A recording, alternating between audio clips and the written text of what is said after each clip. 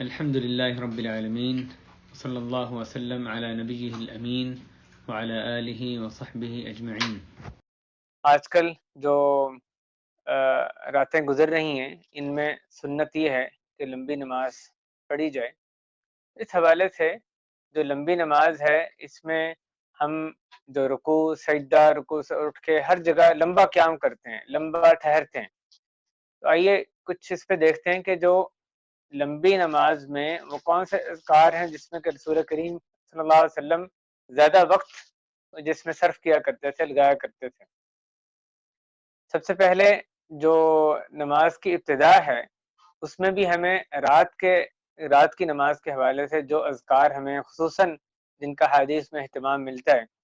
ایک تو دعا سبحانک اللہم بحمدک و تبارک اسمک، مختصر دعا استفتاح ہے، لیکن اسی طرح فرض نماز کے لیے حدیث میں اللہم باعد بینی و بین خطایایا وہ بھی آئی۔ رات کی جو دعا استفتاح ہے وہ قدر طویل بھی دیگر ہمیں دعائیں ملتی ہیں، مثلا اللہم رب جبریل و میکائیل و اسرافیل فاطر السماوات والارض عالم الغیب والشہادہ انت تحکم بین عبادک فیما کانوا فیہ یختلفون اہدنی لما اختلف فیہ من الحق باذنک انک تہدی من تشاء الی صراط مستقیم۔ اب یہ دعا کتنی خوبصورت دعا ہے۔ اے اللہ جو کہ رب ہے جبریل کا، میکائیل کا، اسرافیل کا، آسمان و زمین کو پیدا کرنے والے، غیب اور شہادہ کے علم رکھنے والے، آپ ہی فیصلہ کرتے ہیں جب لوگوں کے درمیان جو اس چیز میں جس میں ان میں اختلاف ہو جائے۔ پھر آگے دعا کی جا رہی ہے کہ مجھے راہ حق کی طرف ہدایت دے دے ان چیزوں میں جن میں کہ اختلاف کیا گیا حق سے، بے شک آپ ہی راہ ہدایت کی طرف ہدایت دیتے ہیں۔ اسی طرح اس کے اور بھی دعا استفتاح میں کئی ایک چیزیں ہمیں ملتی ہیں جو نماز کے اذکار میں ہیں۔ تو ان دعاؤں کو بھی کوشش کریں جو یاد کر سکیں، مختصر تھوڑا تھوڑا کر کے ان کو یاد کریں تو نماز، خاص طور پہ جو رات کی نماز ہے، طویل نماز ہے، اس میں ان کا اہتمام کیا جا سکے۔ دوسری بات جو تہجد اور رات کی نماز کے حوالے سے، نبی کریم صلی اللہ علیہ وسلم کا یہ معمول تھا کہ جب وہ رات کو طویل تلاوت کرتے تھے تو وہ اس کو جہاں پہ کوئی ایسی رحمت کی بات آتی تو اللہ سے اس کا سوال کرتے، جہاں عذاب کی بات آتی وہ عذاب سے پناہ مانگتے۔ اسی طرح جہاں پہ جو آیت ہوتی ہے اس کی مناسبت سے آپ صلی اللہ علیہ وسلم دعا کیا کرتے تھے۔ اور آپ کے یہ جو فعل ہے، یہ جو آپ کی سنت مبارکہ ہے، یہ صرف مختصر جو صورتیں ان میں نہیں بلکہ طویل، جو انتہائی طویل قیام ہوتا تھا اس میں بھی آپ صلی اللہ علیہ وسلم کو صرف یہ فکر نہیں ہوتی تھی کس طرح سے سپارہ پورا کرنا ہے، سورت پوری کرنی ہے، رکوع کرنا ہے، مقدار زیادہ سے زیادہ ہو جائے، بلکہ آپ جو رات کی نماز میں پڑھتے اس میں ٹھہر ٹھہر کے اور تأمل تدبر کے ساتھ، اور جہاں ہر جو موقع آتا اس پہ دعا کرنے کے ساتھ ساتھ پڑھتے، جیسے حدیث میں آیا حضرت حذیفہ بن یمان رضی اللہ تعالی عنہما، وہ فرماتے ہیں کہ میں نے نبی کریم صلی اللہ علیہ وسلم کے ساتھ ایک مرتبہ قیام کیا، آپ نے سورہ بقرہ شروع کی، میں نے کہا کہ 100 آیتوں کے بعد تلاوت کریں گے، تو آپ نے 100 آیتوں کے بعد جاری رکھا، سورہ بقرہ ختم کی، پھر سورہ نساء پڑھی، پھر سورہ آل عمران پڑھی۔ اس طریقے سے جو چھٹا سپارہ ہے اس کے ربع یعنی 5.25 سپارے آپ نے ایک رکعت میں پڑھے، اس کے بعد رکوع کیا۔ تو اس پوری تلاوت میں حضرت حذیفہ کہتے ہیں کہ جہاں پہ آپ رحمت کی آیت سے گزرتے آپ سوال کرتے پناہ، جہاں عذاب کی آیت سے گزرتے آپ پناہ مانگتے۔ آپ دیکھیں کہ جو سنت طریقہ ہے وہ یہ نہیں کہ اتنا پڑھ لیا، سارا زور اس پہ ہو کہ آج اس رات میں 10 پارے ختم، جتنی دیر میں صلی اللہ علیہ وسلم نے آرام سے پڑھا اور اس میں دعائیں کر کے پڑھا، اگر وہ اس کے بغیر تیزی کے ساتھ نسبتاً تیزی سے پڑھتے شاید اس سے کئی زیادہ مقدار میں پڑھ لیتے، لیکن آپ صلی اللہ علیہ وسلم کا سارا زور یہ نہیں تھا کہ زیادہ پڑھنا ہے، بلکہ اس کو خوب ٹھہر کے دعائیں کر کے اس میں تدبر کرتے ہوئے آپ پڑھا کرتے تھے۔ اسی طرح دیگر احادیث میں بھی ہمیں اس طرح کی آپ صلی اللہ علیہ وسلم کی سنت ملتی ہے کہ طویل قیام آپ فرمایا کرتے تھے۔ جو طویل قیام کرتے اس میں بھی خاص طور پہ جو نوافل ہیں، علماء نے اس میں یہ مسئلہ بیان کیا کہ جو آیت کی مناسبت سے دعا کرنا ہے یہ فرض نماز میں سنت سے ثابت نہیں ہے، یعنی فرض نماز میں جہاں پہ ایسی آیت گزرے مثلا جس میں جنت کا ذکر آ رہا ہے وہاں آپ سوال کریں، جہاں پہ دوزخ کا ذکر آ رہا ہے پناہ مانگیں، یا اس طرح دیگر عذاب رحمت کی جو آیات ہیں، تو یہ اگرچہ کہ جائز ہے لیکن مشروع نہیں ہے۔ مشروع کا مطلب مطلوب نہیں ہے، سنت طریقہ نہیں۔ اگر کوئی کر لے تو وہ جائز ہے، نماز خراب نہیں ہوتی، لیکن جو بات سنت سے ثابت ہے وہ نوافل میں ہے۔ وہ نوافل بے شک دن کے ہوں رات کے ہوں، نفل نمازوں میں رسول کریم صلی اللہ علیہ وسلم اس کا اہتمام کرتے تھے۔ جو آیات پڑھتے ہیں اس کے حساب سے آپ آیات کی یعنی اس میں آپ جو دعا کیا کرتے تھے، تو یہ ہمیں بھی اس کا اہتمام کرنا چاہیے کہ جب ہم خاص طور پہ نوافل ادا کریں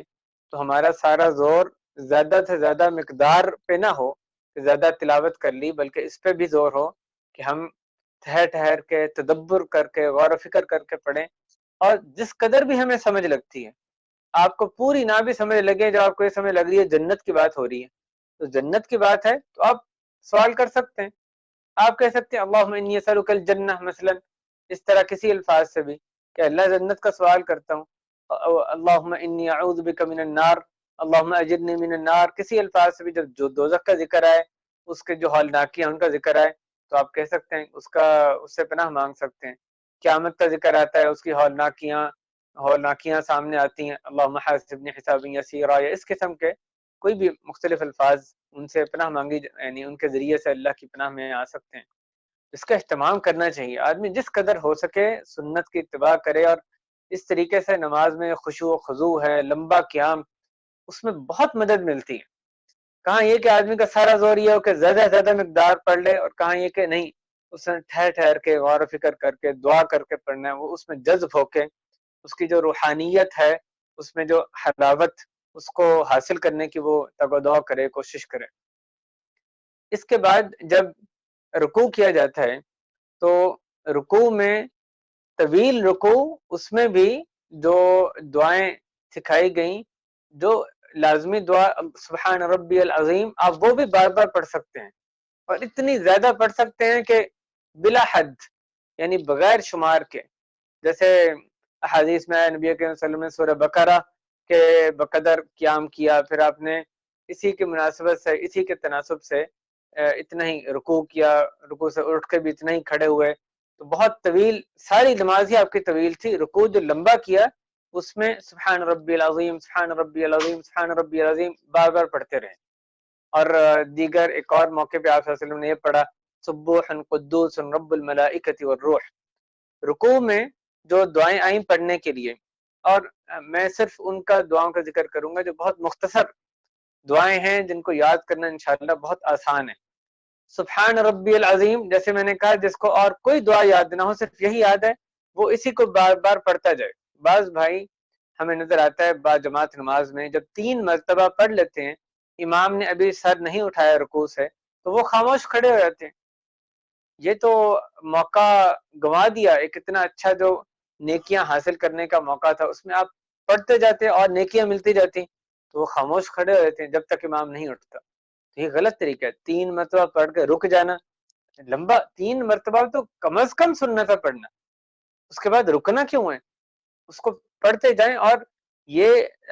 اس کا اہتمام کرنا کہ ضرور تاب تعداد میں ہی ہو، یہ بھی کوئی لازم نہیں۔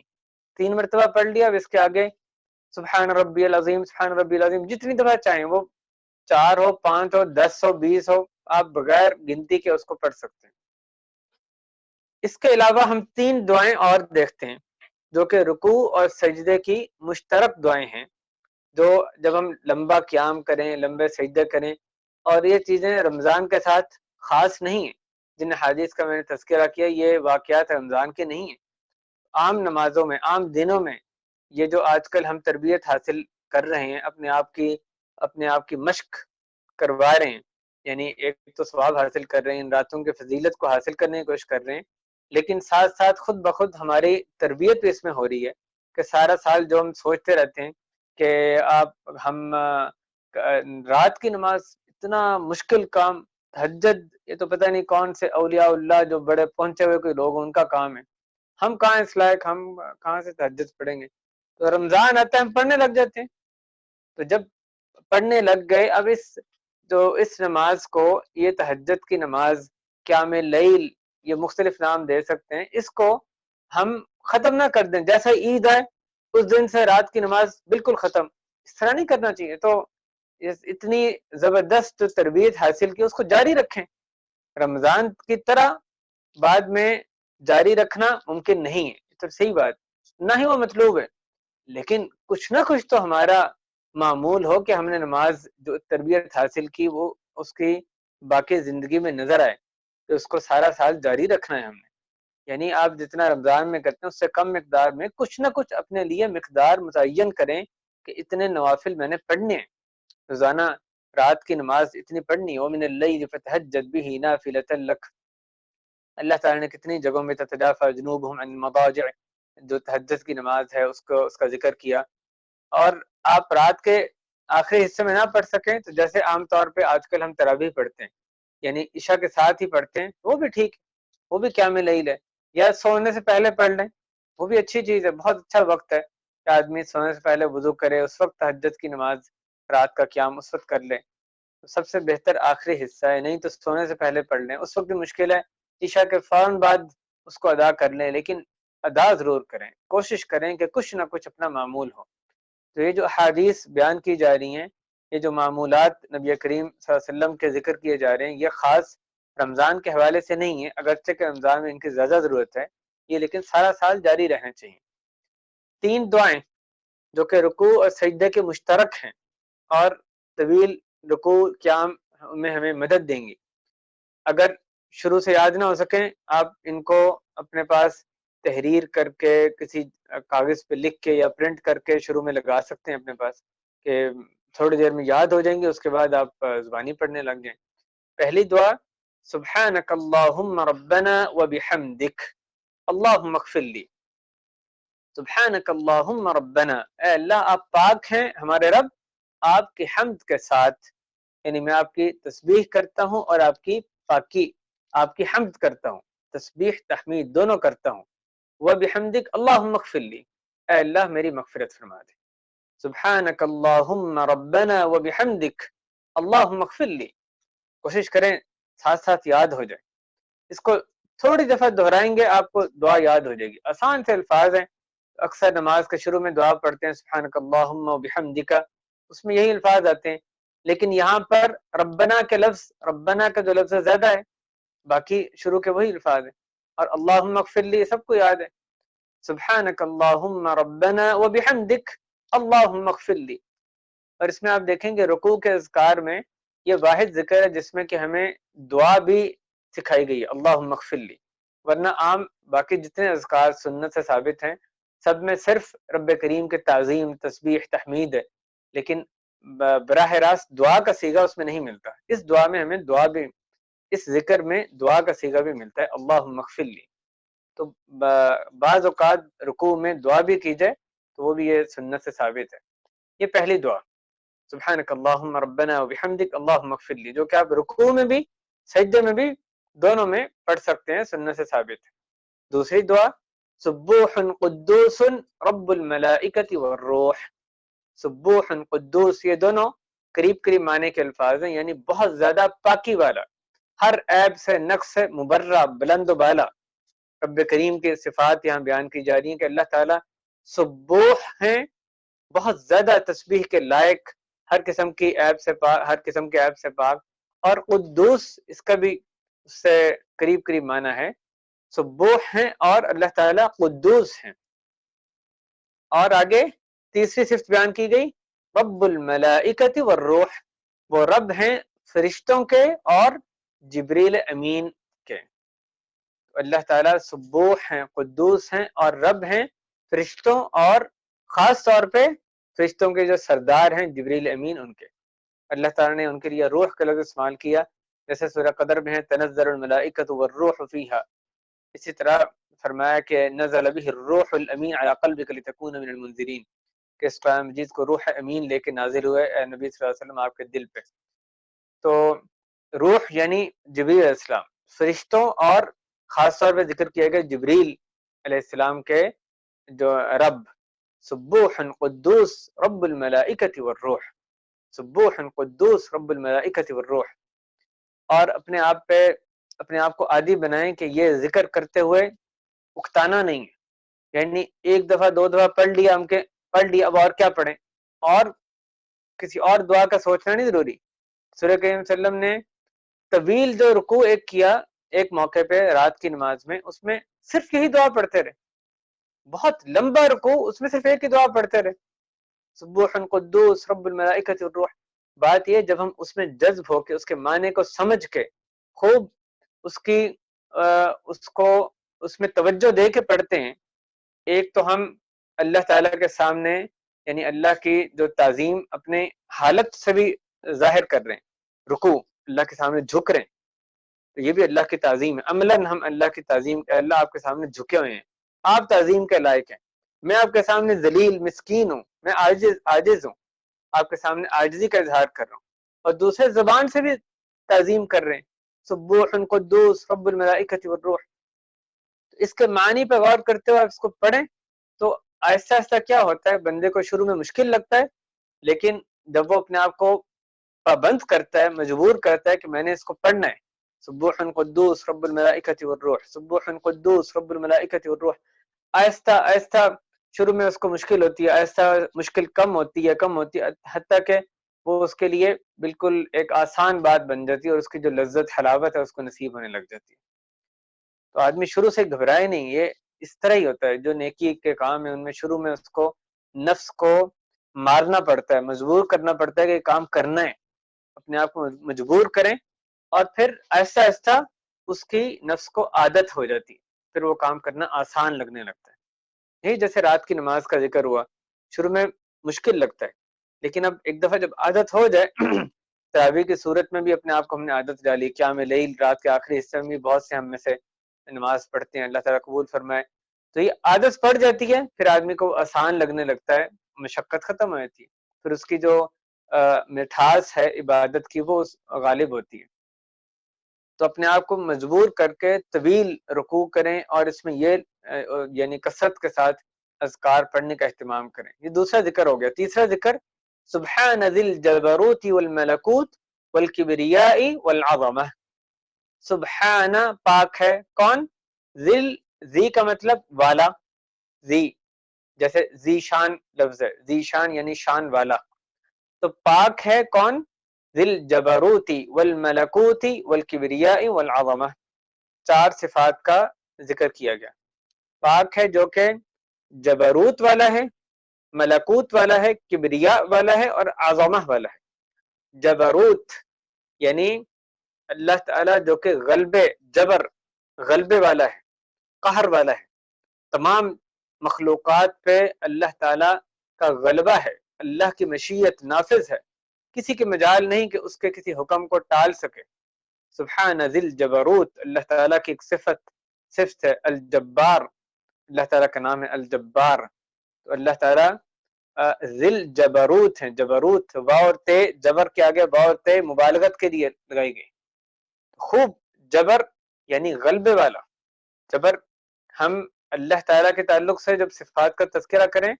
تو کبھی بھی ادنا سے ادنا درجے میں بھی کوئی منفی معنی ذہن میں نہیں لا سکتے، نہیں آنا چاہیے، ہمارا ایمان ہونا چاہیے اللہ تعالیٰ ہر قسم کے عیب سے نقص سے بالکل پاک ہے۔ تو بندے کے لیے وہ صفت استعمال کی جائے، بعض اوقات وہی صفت مثبت منفی دونوں معنوں میں استعمال کی جاتی، اللہ کے لیے صرف با کمال صفات ہی اللہ کو کے شایان نشان ہے۔ تو جس طرح اللہ کے شایان نشان ہے اس طرح سے اللہ تعالیٰ کی صفات بیان کی جائیں۔ سبحان ذی الجبروت کہ اللہ تعالیٰ جو کہ غلبے والے ہیں، والملکوت یعنی ملک بادشاہت، ملکوت واورتا یہ بھی مبالغت کے لیے، ہر قسم کی بادشاہت اللہ کے لیے ہے۔ تو اللہ تعالیٰ پاک ہیں جو کہ غلبے والے ہیں، والملکوت اور خوب بادشاہت والے ہیں، ہر قسم کی بادشاہت اللہ کے لیے ہے، للہ ملک السماوات والارض، اللہ تعالیٰ ہی کے لیے بادشاہت ہے آسمان و زمین کے، اور بہت ساری آیات اس معنی میں۔ ذی الجبروت والملکوت والکبریاء اور بڑائی والے ہیں، کبریاء بندے کے لیے یہ صفت جائز نہیں ہے، بندے کو زیب نہیں دیتا کہ یہ مسکین عاجز بندہ تکبر کرے، کبریا اختیار کرے، نہیں، اللہ تعالیٰ کے شایان شان ہے، اللہ کی یہ صفت ہے، تو اللہ تعالیٰ بڑائی والے ہیں اور وہ اس کے لائق ہیں، وہی اس کے لائق ہیں کہ وہ بڑائی والے ہوں، کبریا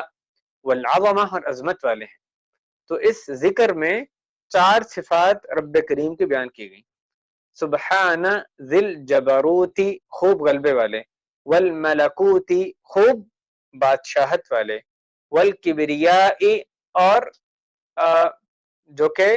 یعنی بڑائی والے، والعظمہ اور عظمت والے۔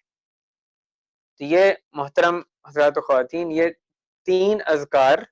رکوع اور سجدے کے مشترک ہیں، جن کو خوب اچھی طرح یاد کریں، اپنا معمول بنائیں، رمضان میں بھی اور غیر رمضان میں بھی۔ پہلی دعا سبحانک اللہم ربنا وبحمدک اللہم اغفر لی، یہ تینوں دعائیں اکٹھی پڑھنی کوئی ضروری نہیں، آپ ایک دفعہ میں ان کو جمع کرنا چاہیں بے شک کر لیں،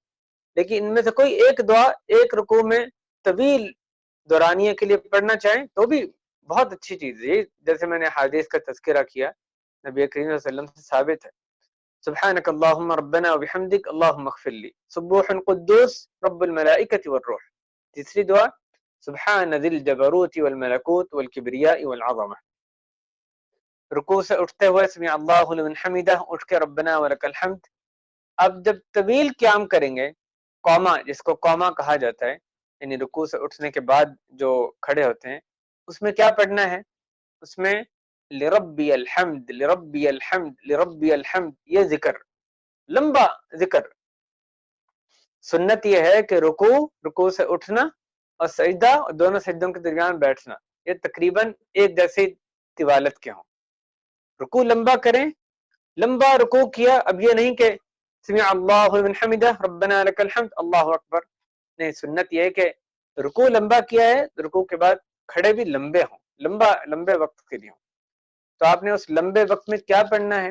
ربنا لک الحمد، یہ بھی آپ پڑھ سکتے ہیں بار بار، لک الحمد یا ولک الحمد یا اللہم رب لگا کے، اور لربی الحمد بھی پڑھنا سنت سے ثابت ہے، لربی الحمد لربی الحمد لربی الحمد۔ اس کے معنی پہ غور کریں، یہ پھر بھاری نہیں لگتا۔ لربی میرے رب ہی کے لیے ہے، الحمد تمام تعریف، جیسے الحمدللہ تمام تعریف اللہ کے لیے، لربی تقدیم و تاخیر جو ہے یہ حصر کا معنی دیتی ہے، یعنی میرے رب ہی کے لیے ہے تمام تعریف، لربی الحمد، لربی میرے رب ہی کے لیے ہے، الحمد تمام تعریف۔ جب پڑھ رہے ہوں ساتھ ساتھ ذہن میں اس کو اللہ کی یعنی جو عظمت ہے وہ بٹھانے کی کوشش کریں، لربی الحمد لربی الحمد، میرے رب ہی کے لیے تمام تعریف۔ تو یہ رکوع کے بعد کی جو لمبا رکوع یعنی جو کھڑا ہونا ہے قومے میں، اس میں کھڑے ہونے کی دعا، اس کا ذکر ہے۔ اس کے بعد جب ہم سجدہ کریں سبحان ربی الاعلی، اس میں وہی دعائیں جو وہی 3 اذکار جو رکوع کے ذکر کیے گئے یہاں پر بھی ہے، یہاں پر بھی وہی پڑھنے کے ہیں۔ اور سبحان ربی الاعلی ظاہر ہے یہ مختلف ہے، رکوع میں سبحان ربی العظیم ہے، سبحان ربی الاعلی اس کو بار بار سجدے میں اس کو بھی پڑھا جا سکتا ہے۔ اس کے علاوہ سجدے میں جو حدیث میں ترغیب دی گئی کثرت سے دعا کریں، کیونکہ اللہ تعالیٰ سے سب سے زیادہ قریب بندہ رکوع کے سجدے کی حالت میں ہوتا ہے، دعا بہت قبول ہوتی ہے، تو خوب دعائیں کریں، جو آپ کو اچھی دعائیں یاد ہیں وہ آپ دعائیں سجدے میں مانگ سکتے ہیں، دعائیں کر سکتے ہیں۔ اس کا خاص اہتمام کرنا چاہیے، ہمیں کس سے اللہ سے ہی ہر چیز مانگنی ہے۔ جب سجدے میں گئے ہیں سجدے میں اللہ کی تعظیم تسبیح بھی کریں، یہ جو خاص مصنوع اذکار ہیں یہ بھی پڑھیں، اور اس کے علاوہ جو دعا آپ کرنا چاہیں، جو دین دنیا کی بھلائی مانگنا چاہیں، اپنے لیے اہل و عیال کے لیے کچھ بھی، اور رب کریم سے آپ خوب مانگیں، سجدے میں دعائیں مانگیں۔ یہ سجدے میں طویل جو سجدے ہیں اس میں اس کی کیفیت ہوگی۔ اور پھر سجدے کے درمیان جب بیٹھتے ہیں تو اس میں کیا پڑھا جائے گا؟ رب اغفر لی رب اغفر لی، دوسری دعا بھی ہے اللہم اغفر لی وارحمنی واہدنی واجبرنی وعافنی وارزقنی وارفعنی، لیکن یہ مختصر سی دعا بھی یاد ہو جائے تو بھی یعنی طویل جو بیٹھنا ہے سجدوں کے درمیان اس میں پڑھی جا سکتی ہے۔ بعض حضرات تو سجدے سے اٹھ کے بیٹھنے کے بغیر ہی دوبارہ سجدے میں چلے جاتے ہیں، تو یہ تو اطمینان کے خلاف ہے کہ نماز کو خطرہ ہے کہ اس طرح باطل ہو جاتی ہے۔ بیٹھنا کم از کم ایک دفعہ رب اغفر لی پڑھنا یہ تو ضرور اہتمام کرنا چاہیے. تو لمبی نماز میں رب اغفر لی رب اغفر لی رب اغفر لی پڑھتے جائیں بس اس کو. رب اغفر لی، اے میرے رب مجھے معاف فرما دے. اور کیا چاہیے ہمیں؟ اللہ تعالیٰ ہمیں معاف فرما دے. اور کیا ہمیں اللہ تعالیٰ ہمیں اور کیا مطلوب ہے؟ رب اغفر لی رب اغفر لی، بار بار اس کو پڑھیں. یہ سجدے کے درمیان میں پڑھنے کی دعا ہوگی. اب ایک اور جو موقع ہے وہ اس کے بعد جب تشہد میں ہم بیٹھتے ہیں، التحیات للہ سے لے کے آخر تک، اشہد ان لا الہ الا اللہ واشہد ان محمد عبدہ ورسولہ، اور پھر اللہم صلی علی محمد آخر تک. اس کے بعد جو 4 چیزوں سے پناہ مانگنے کا حکم دیا گیا وہ مانگیں گے. اور پھر سلام سے پہلے جو وقت ہے یہ بھی نبی کریم صلی اللہ علیہ وسلم کی سنت ہمیں نظر آتا ہے کہ لمبا وہ اس میں بھی بیٹھا کرتے تھے. یعنی یہ وہ وقت ہے، نبی صلی اللہ علیہ وسلم فرمایا لیتخیر من الدعاء ما شاء، کہ وہ جو اچھی دعا کا انتخاب کرنا چاہے کرے. یہ خاص یہ بھی دعا مانگنے کا موقع ہے. جو یعنی درود شریف کے بعد اللہم انی اعوذ بک من عذاب القبر، یہ جو 4 چیزوں سے پناہ مانگنے کے بعد اس کے بعد جو دعا مانگنا چاہیں آپ مانگیں. بہت یہ بہترین ایک موقع ہے. 2 موقع ہیں، ایک سجدے میں اور دوسرا یہ اسلام سے پہلے، اس میں کہ مطلق دعائیں مانگنا ہمیں حدیث میں اس کی ترغیب دی گئی. تو یہ ہمیں فکر نہ ہو کہ بس یہ پڑھ لی ساتھ ہی السلام علیکم ورحمۃ اللہ کر دینا، بلکہ لمبا آپ اس میں یعنی تشہد میں بیٹھیں. ظاہر ہے جو فرض نماز ہے سب کا اس میں خیال رکھنا ہے، باجماعت نماز اس میں اور بات ہے، سب کے حساب سے چلنا چاہیے. لیکن جو آدمی اپنی نماز پڑھ رہا ہے، نفلی نماز ہے، تو اس میں اس کو اجاگر کرنا چاہیے، ان چیزوں کو کثرت سے دعائیں کرنی چاہیے. تو یہ دعا کا ایک اچھا موقع ہے، اس میں جو اچھی دعائیں مانگنا چاہے مانگیں. اس کے بعد جو سلام ہوتا ہے، خلاصہ یہ ہے کہ یہ ہم جو رات کی نمازیں ہیں ان کو لمبا کرنے کی کوشش کریں. صرف قیام نہیں، کئی مرتبہ یہ نظر آتا ہے کہ قیام کی تو خوب قیام کا اہتمام ہوتا ہے کہ لمبا کرنا ہے. اس میں ہم نے مثلا ایک رکعت میں 1 ربع پڑھنا ہے یا نصف پڑھنا ہے تو لمبا قیام کرنا ہے، لیکن رکوع سجدے بہت مختصر نظر آتے ہیں. لیکن سنت طریقہ یہ ہے کہ جو لمبی نماز ہے رات کی نماز خصوصاً، اس میں جہاں قیام لمبا کیا جائے وہاں پہ رکوع سے اٹھنے کے بعد کھڑے ہونا، سجدے، دونوں سجدے اور سجدوں کے درمیان بیٹھنا، یہ چاروں جو مقامات ہیں ان کو بھی طوالت دی جائے، ان کو بھی لمبا کیا جائے، ان میں بھی خوب ذکر کیا جائے. اور اسی طرح جو سلام سے پہلے کا وقت ہے اس کو بھی دعا کے لیے استعمال کریں. اللہ تعالی ہمیں بہترین طریقے سے ان راتوں میں قیام لیل کرنے کی توفیق دے، لمبا قیام کرنے میں ہماری مدد فرمائے. تتجافى جنوبهم عن المضاجع. آپ آخری بات میں بات اپنی ختم کرتا ہوں. یہ جن احادیث کا تذکرہ کیا یہ حضرت عبداللہ بن مسعود کا واقعہ ہے، حضرت حذیفہ بن الیمان کا واقعہ ہے، دیگر صحابہ کا، حضرت عبداللہ بن عباس رضی اللہ عنہما کا واقعہ ہے، وہ کیسے صلی اللہ علیہ وسلم کے ساتھ رات کی نماز میں کھڑے ہوئے اور طویل قیام کیا گیا. عام دنوں میں صلی اللہ علیہ وسلم کا ایسا قیام ہوتا تھا رات کی نمازوں میں. اور رمضان کے بارے میں حضرت ابن عباس فرماتے ہیں کہ رسول کریم صلی اللہ علیہ وسلم سب جو باقی مہینوں سے زیادہ رمضان میں زیادہ سخی ہوا کرتے تھے. یعنی سخاوت آپ کی جب جبریل امین سے آپ ملتے دور کرتے، اجود من الاجود فی الخیر، اجود فی الخیر من الريح المرسلہ کما قال، کہ آپ یعنی تیز ہوا سے بھی زیادہ جو سخاوت میں بڑھ جاتے تھے. تو خیر کے کاموں میں صلی اللہ علیہ وسلم زیادہ آگے ہوتے اور قیام لیل کا اور زیادہ اہتمام کرتے، رمضان میں آخری عشرے میں اور زیادہ اہتمام کرتے. جیسے اما عائشہ رضی اللہ عنہ کہتی احیا اللیل، کہ آپ صلی اللہ علیہ وسلم راتوں کو بیدار رہا کرتے، باقی راتوں میں بھی آپ سب راتوں میں قیام کرتے، اس رات میں خاص طور پہ کہتی ہیں کہ عبادت میں رات گزارتے تھے. کتنا لمبا کس قدر اہتمام ہوتا ہوگا اس آخری عشرے میں. اور پھر اپنے پہ نظر دوڑائیں کہ ہماری نمازیں کتنی نماز پڑھتے ہیں، پھر ہم کیا سمجھتے ہیں کہ ہم نے تو حق ادا کر دیا، بہت زیادہ نماز ہو گئی. بھائیو ہم تھوڑا کر سکیں، ہمارا مقصد تو اونچا ہو نا، صلی اللہ علیہ وسلم کی سنت سامنے ہو، کم از کم اپنے عمل کو ہم حقیر تو سمجھنے لگیں، اس کو بہت بڑا چڑھا کے تو نا ہمارا نفس شیطان ہمیں دکھانے لگے تم نے تو یہ اتنی نیکیاں جمع کر لی، پہاڑ جمع کر لیے. ہم نے کیا کیا؟ سنت کو دیکھیں، اور اپنے عمل کو دیکھیں کس قدر یعنی حقارت ہمیں پھر اپنے عمل میں محسوس ہوگی۔ اللہ تعالیٰ ہمارے ان تھوڑے اعمال کو، حقیر اعمال کو ہی قبول فرما رہے، ان کا بڑھا چڑھا کے ہمیں اجر عطا فرمائے۔ بہرحال ہمیں خوب محنت کرنی ہے، تگ و دو کرنی ہے، طویل قیام کرنے ہیں، تو خوب دعائیں کرنی ہے، استغفار، کثرت سے تلاوت قرآن، اور جو اللہ تعالیٰ کا ذکر کی کثرت، جو عبادات ہیں ان کا خوب اہتمام ان 10 راتوں میں کرنا ہے۔ اللہ تعالیٰ شب قدر کی جو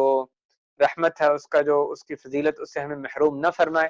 خوب شب قدر کو میں بھی اچھی طرح عبادت کرنی ہے، اور باقی جو 9 راتیں ہیں شب قدر کے علاوہ، ان میں بھی خوب محنت کرنے کی توفیق عطا فرمائے کہ وہ 9 راتیں بھی باقی سال کی تمام راتوں سے افضل راتیں ہیں۔